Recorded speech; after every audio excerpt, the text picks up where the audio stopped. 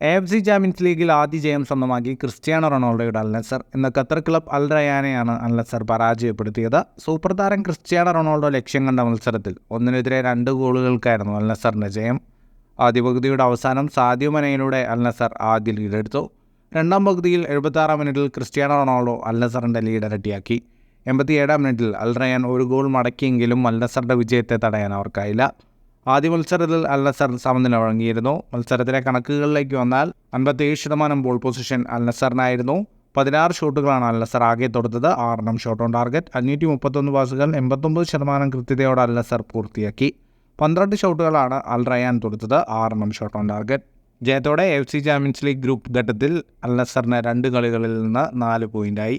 Saudi pro ലീഗിൽ October 5-ന് അൽ ഒറാബിനെതിരായാണ് അൽ നസറിൻ്റെ അടുത്ത മത്സരം. ഫുട്ബോൾ ലോകത്തെ കൂടുതൽ വാർത്തകൾക്കും വിശേഷങ്ങൾക്കുമായി സ്പോർട്സ് കഫേ ഇപ്പോൾ തന്നെ സബ്സ്ക്രൈബ് ചെയ്യുക.